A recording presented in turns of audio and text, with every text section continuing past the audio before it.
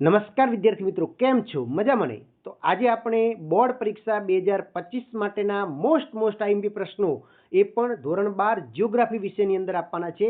2 ગુણના પ્રશ્નો, 3 ગુણના પ્રશ્નો અને 5 ગુણના પ્રશ્નો, એટલે કે સેક્શન સી, ડી અને ઈ તમામ ત્રણે ત્રણ વિભાગના મોસ્ટ આઈએમપી પ્રશ્નો આપવાના છે અને 100% ગેરંટી સાથે તમને આપીએ છીએ કે આમાંથી જ પૂછાવાના છે। તો ચલો તમારો સમય ન બગાડતો વિડીયોની શરૂઆત કરીએ છીએ। અને હા, એ પહેલા તમે ચેનલને સબસ્ક્રાઇબ કરવાનું બાકી હોય તો અચૂકથી કરી નાખો અને આ વિડીયોને લાઇક કરો અને શેર કરવાનું તમે ભૂલતા નહીં। તો ચાલો જોઈએ। તો સેક્શન આપણે ઈ ની વાત કરીએ તો સેક્શન ઈ ની અંદર તમે જુઓ ને તો 30 માર્ક્સનું તમારું સેક્શન ઈ રહેશે, એટલે કે જીઓગ્રાફીની અંદર વિભાગી 30 ગુણનું પૂછાય છે। હવે એની અંદર પ્રશ્ન ક્રમાંક 55 થી 61 એ તમારે પ્રશ્નો અને એક 62મા નંબરનો પ્રશ્ન નકશા પૂર્તિનો ફરજિયાત રહેશે, બરાબર। હવે આની અંદર જોવા જઈએ તો કુલ 7 પ્રશ્નો આપેલા હશે ને 7માંથી કોઈ પણ 5 તમારે લખવાના છે। એકદમ મજા આવી ગઈ। હવે આ 7 પ્રશ્નો કયા ચેપ્ટરમાંથી પૂછાવાના છે? તો ચેપ્ટર 2, 5, 8, 9 અને 11 આટલા ચેપ્ટરમાંથી તમારે એક પ્રશ્ન પૂછાશે ને એમાં ખાસ ચેપ્ટર નંબર જે ગ્રીન કરેલા છે, એટલે કે ચેપ્ટર 5 અને ચેપ્ટર 9 આ બેમાંથી બે પ્રશ્નો પૂછાશે, એટલે કે 5મામાંથી પણ 5 ગુણના પ્રશ્નો અને 9મા ચેપ્ટરમાંથી પણ 2 પ્રશ્નો તમારે પૂછાશે। આવી રીતે કુલ 7 પ્રશ્નો આપેલા છે, એમાંથી કોઈ પણ 5 તમારે લખવાના છે, બરાબર ને? તો હવે આપણે જોઈએ કે નકશાપૂર્તિ માટેના ચેપ્ટર કયા છે। તો નકશાપૂર્તિ માટે ચેપ્ટર 2, 5, 7, 8 અને 9। હવે આના પણ વિડીયો આપણી ચેનલ ઉપર ઓલરેડી અવેલેબલ છે। જીઓગ્રાફીના અઢળક વિડીયો આપણી ચેનલ ઉપર અવેલેબલ છે, અગાઉ બનાવેલા છે, એ પણ તમારે અત્યારે કામ આવે છે। તમારે શું કરવાનું છે? તો યુટ્યુબની અંદર સર્ચ કરવાનું છે STD 12, પછી લખવાનું છે ભૂગોળ અને એના પછી આપણી ચેનલનું નામ લખી દેવાનું છે। પછી સર્ચ કરશો એટલે બધા જ જીઓગ્રાફીના વિડીયો આપણી ચેનલના અવેલેબલ થઈ જશે, બરાબર। તો હવે આપણે જોઈએ કે ચેપ્ટર 2ના મોસ્ટ આઈએમપી 5 ગુણના પ્રશ્નો કયા છે। તો પહેલો છે માનવ વિકાસ એટલે શું, તેના માપન વિશે સમજૂતી આપો। બીજું છે વસ્તી ગીતતા પર અસર કરતા ભૌગોલિક પરિબળોની ચર્ચા કરો, પરિબળો જણાવી અને પછી એની તમારે ચર્ચા કરવાનું પણ પૂછી શકે છે। અને એના પછીનો પ્રશ્ન છે ત્રીજો, તો કે વસ્તી ગીતતા પર અસર કરતા આર્થિક પરિબળો જણાવો। અને પાંચમો પ્રશ્ન છે ભારતમાં વસ્તી વિતરણની પ્રાદેશિક ભિન્નતા વર્ણવો। અને એક પ્રશ્ન હું એડ કરવા માંગુ છું કે વસ્તી ગીતતા પર અસર કરતા સામાજિક અને ધાર્મિક પરિબળોની ચર્ચા કરો। એ પણ એક વખત બોર્ડની પરીક્ષામાં પૂછેલો પ્રશ્ન છે, તો એને પણ તમારે પ્રાયોરિટી આપવાની રહેશે। એના પછી આપણે ચેપ્ટર 5ની વાત કરીએ તો ચેપ્ટર 5માંથી કયા આઈએમપી પ્રશ્નો છે। તો પહેલો પ્રશ્ન છે ભારતના મુખ્ય આંતરિક જળમાર્ગોની માહિતી આપો। બીજો છે વિશ્વના મહત્વના રેલ માર્ગો વિશે સવિસ્તાર નોંધ લખો। ત્રીજો છે પરિવહનનો અર્થ સમજાવી વિશ્વના મુખ્ય સડક માર્ગોની ચર્ચા કરવાની છે। એના પછી ચોથું છે હવાઈ માર્ગનો વિકાસ જણાવો।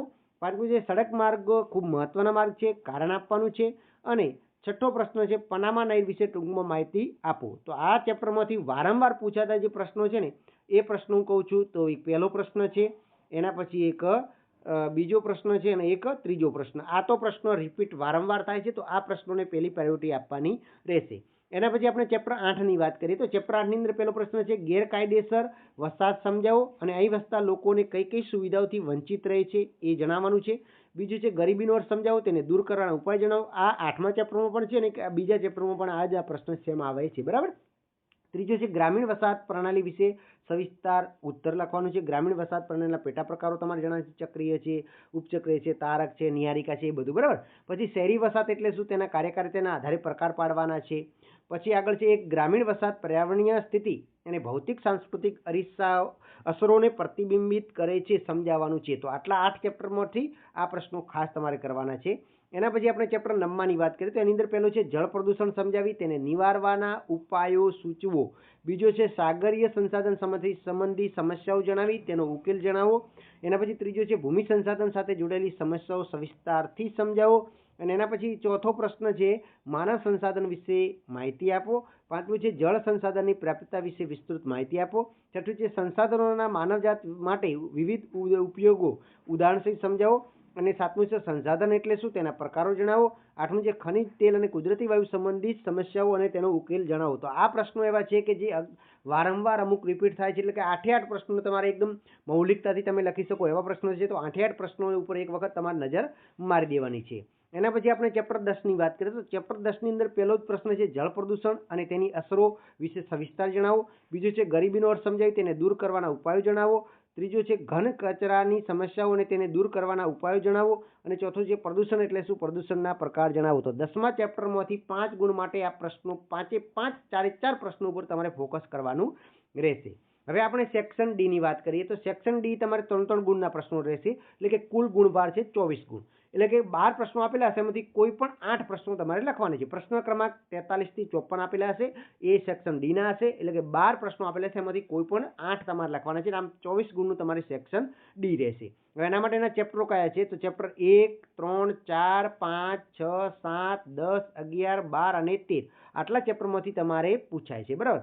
હવે આની અંદર ખાસ જોવા જઈએ ને તો એક ચેપ્ટર નંબર 3 અને ચેપ્ટર નંબર 5 આમાંથી બે પૂછાય છે પ્રશ્નો, અને બાકીના દરેક ચેપ્ટરમાંથી આપેલા છે એમાંથી એક પ્રશ્ન પૂછાય છે. બરાબર. તો હવે આવી રીતે આપણે આઈએમપી પ્રશ્નો જોઈએ ચેપ્ટર વાઇઝ. તો પહેલા ચેપ્ટરની વાત કરીએ તો પહેલું છે સંભવવાદ, વિચારધારા સમજાવો. બીજું છે માનવ ભૂગોળના 3 કાર્યો સ્પષ્ટ કરો. ત્રીજું છે નિશ્ચયવાદ વિચારધારા ચર્ચો. ચોથું છે માનવ ભૂગોળના અભિગમોની તુલના કરો, અને એના પછીનો 5મો છે નિશ્ચયવાદ અને સંભવવાદ નો તફાવત આપો. તો આ 5 પ્રશ્નો અવારનવાર પૂછેલા છે, તો 3 ગુણ માટે આ 5 પ્રશ્નોને તમારે પ્રાયોરિટી આપવાની રહેશે. એના પછી ચેપ્ટર 3 ની વાત કરીએ તો વ્યાપારિક પશુપાલન વિશે નોંધ લખો. બીજું છે ખેતી આધારિત આનુષંગિક પ્રવૃત્તિઓ જણાવો. ત્રીજું છે મોટા પાયાના ઉદ્યોગો વિશે ટૂંક નોંધ લખો. ચોથું છે ઉદ્યોગોનું વર્ગીકરણ આપી ગૃહ ઉદ્યોગની સમજ આપો. અને 5મું છે અસ્થાયી પશુપાલન અને વ્યાપારિક પશુપાલન વચ્ચેનો તફાવત સ્પષ્ટ કરો. અને 6થું છે ખનન પ્રવૃત્તિ એટલે શું અને તેના પ્રકાર જણાવો, અને દ્વિતીયક પ્રવૃત્તિના લક્ષણો જણાવો. હવે આની અંદર હું તમને ખાસ કહું ને તો એક તો પહેલો પ્રશ્ન છે, એના પછીનો એક બીજો પ્રશ્ન છે, અને એના પછીનો એક 5મો પ્રશ્ન છે. આ પ્રશ્નો તો ખાસ પ્રાયોરિટી આપવાની છે, અને સાથે સાથે આ જે 4 સ્ટાર લાઈન મેં પ્રશ્નો કર્યા છે ને એ પ્રશ્નો બોર્ડની પરીક્ષાની અંદર વારંવાર પૂછેલા છે, તો એ પ્રશ્નો તમારે પ્રાયોરિટી પહેલી આપવાની છે. એના પછી ચેપ્ટર 4 ની વાત કરીએ તો કે ઉચ્ચ સ્તરીય સેવાઓ જણાવો. બીજા નંબરે છે વિજ્ઞાન અને ટેકનોલોજીના પાર્ક કોને કહેવાય છે, તે કયા કયા શહેરમાં આવેલા છે. એના પછી છે આંતરરાષ્ટ્રીય આર્થિક વ્યવસ્થાઓની સેવાઓ સમજાવો. ચોથું છે માનવીની તૃતીયક પ્રવૃત્તિના સેવાના મુખ્ય વિભાગો જણાવો. અને 5મું છે ઇન્ફોર્મેશન ટેકનોલોજી સમજાવો. તો આની અંદર તમે જોવા જો ને તો 5મો જે પ્રશ્ન છે ઇન્ફોર્મેશન ટેકનોલોજી સમજાવો એ પ્રશ્ન, અને બીજો એક ઉચ્ચ સ્તરીય સેવાઓ, આ 2 પ્રશ્નો આ વખતે ખૂબ અગત્યના છે, પૂછી શકે એવા છે. એના પછી ચેપ્ટર 5 ની વાત કરીએ તો કે સડક માર્ગોનું મહત્વ સમજાવો. પછી સુએઝ નહેર વિશે ટૂંક નોંધ લખો. હવાઈ માર્ગોનો વિકાસ જણાવો. પાઇપલાઇનના લાભ જણાવો. દક્ષિણ એટલાન્ટિક જળમાર્ગ વિશે ટૂંક નોંધ લખો, અને પરિવહન સંબંધી સમસ્યાઓના ઉપાયો જણાવો. તો આ વખતે તમે જુઓ ને તો ચેપ્ટર 5 નંબર 5 અને 6 આ 2 પ્રશ્ન અને એક સુએઝ નહેર આટલા પ્રશ્નોનું હાઇલાઇટ હું કરું છું. આ પ્રશ્નોને તમારે વધારે પ્રાયોરિટી આપવાની છે 3 ગુણ માટે. એના પછી ચેપ્ટર 6 ની વાત કરીએ તો ઇન્ટરનેટના કારણે દુનિયા નાની બની ગઈ છે, આ વિધાન સમજાવો. એના પછી છે આકાશવાણી વિશે ટૂંક નોંધ લખો. ત્રીજું છે વર્તમાનમાં ઇન્ટરનેટનું મહત્વ ખૂબ જ છે, સમજાવો. ચોથું છે આકાશવાણી ઉપયોગી સમૂહ માધ્યમ છે, કારણ આપો. અને 5મું છે ફિલ્મ ઉદ્યોગ વિશે વિસ્તૃત ચર્ચા કરો. તો આની અંદર જોવા જઈએ ને તો એક તો પહેલો પ્રશ્ન છે, એના પછીનો પ્રશ્ન છે, ચોથો પ્રશ્ન છે, અને ત્રીજો. આ પ્રશ્નો વારંવાર રિપીટ થાય છે, તો આને પણ તમારે આ વખતે પ્રાયોરિટી આપવાની રહેશે. એના પછી ચેપ્ટર 7 ની વાત કરીએ તો કે ભારતના વિદેશ વેપારનો ઇતિહાસ ટૂંકમાં જણાવો. પછી નદી બંદરો વિશે નોંધ લખો. ત્રીજું છે વિશિષ્ટ આર્થિક પ્રદેશ સ્પેશિયલ ઇકોનોમિક ઝોન એટલે શું. એના પછી છે ચોથું ફેરી બંદર એટલે શું.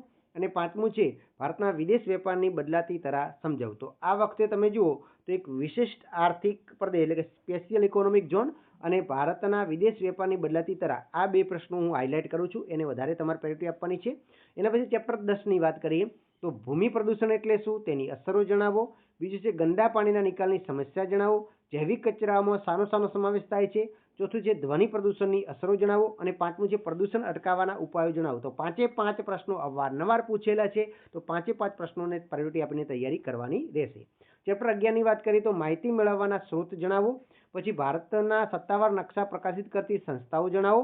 મધ્યક અને મધ્યસ્થની વ્યાખ્યા આપી એનું મહત્વ સમજાવો. અને માત્રાત્મક માહિતી વિશે ટૂંકી નોંધ લખો. બરાબર. એના પછી ચેપ્ટર 12 ની વાત કરીએ તો ચેપ્ટર 12 ની અંદર પહેલું છે રેખા અને સ્તંભ આલેખના લાભાલાભ જણાવો. બીજું છે પ્રવાહ આલેખની લાક્ષણિકતાઓ જણાવો.